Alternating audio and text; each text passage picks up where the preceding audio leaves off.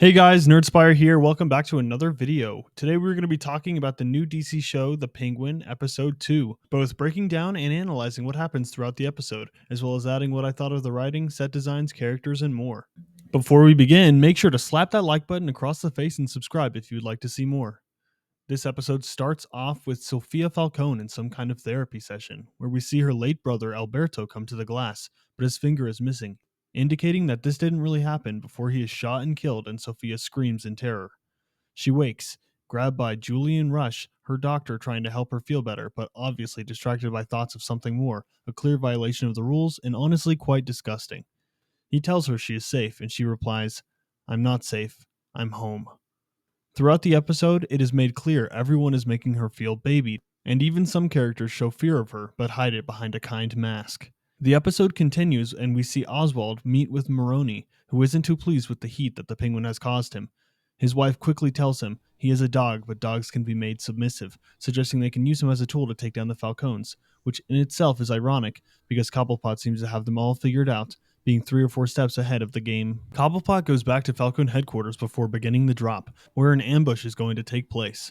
Cobblepot thinks of a strategy to play both sides and comes out victorious. After killing multiple people, Oswald successfully tricks Sofia's bodyguard Castillo into believing he saved his life, adding another card to his deck.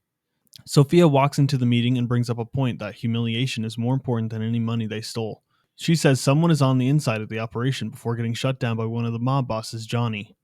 The meeting concludes, but Sofia is pulled to the side, and again someone suggests they know what's best for her, clearly maddening her every time. Penguin afterwards tries to convince her that he's on her side by playing her card for wanting power, and she can sense he's desperate for things to go his way. I love that in the show, things don't always go as planned, and compromises and changes have to be made in order to keep the story and their plot moving forward. Sofia goes to the bar and finds a drunk, disoriented drophead detective, try to say that sentence 5 times fast, and manipulates him to find information for her like he used to for Carmine Falcone. She gives him drugs and he folds, and he decides to help her after being coerced. While in Penguin's place, the head of the prostitutes figures out what Oz did in the last episode and worries for her girls. Penguin convinces her that she bet on the right horse, just another part of his plan. Penguin then goes to his mother's house and finds her in a manic state of dementia, clearly struggling and may need permanent care.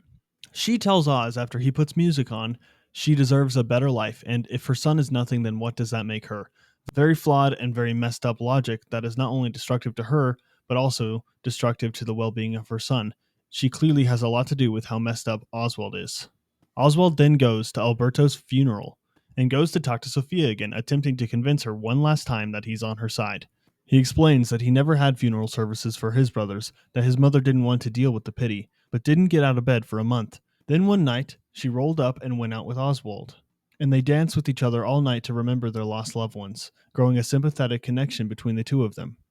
Before much can happen, the detective shows up with a quote-unquote lead, one of the Maroni gang members drugged up on morphine, and once he wakes, he will tell all the secrets they want to know. Penguin goes to visit the Maronis, and they plan to kill him for failing to prove his worth. He instead gives them the evidence he has against Johnny Vitti, who has been having relations with the head of the Falcone gang's wife, which will be a huge play against someone seen as untouchable.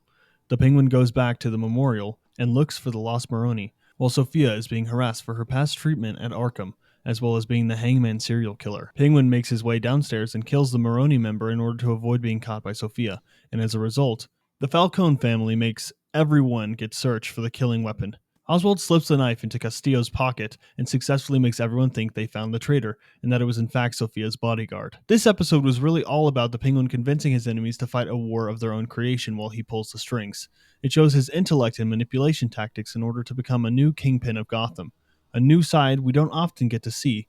Usually in the comics he's more of a joke than anything, with unimpressive stature and his weak and cowardly nature. Batman makes him look like a nobody, but this show already gives him more respect, if that's the correct word, for the Penguin. I also enjoy the director showing Sofia's mental battle with not being accepted as top dog and still being seen as a psycho. I am so thrilled to see what happens with her character, and maybe we'll get to see what made her go crazy and kill 7 women initially. This episode was quite good, with action, thrilling dark scenes, and drama, as well as an exemplary performance by all the actors. I would give it a solid 4.5 out of 5 stars, and I'm really thrilled to see where the show takes us next. Thank you guys so much for watching. I hope everybody enjoyed. Make sure to comment down below to show support and tell me what you're most excited for. Without further ado, God bless and bye-bye, y'all.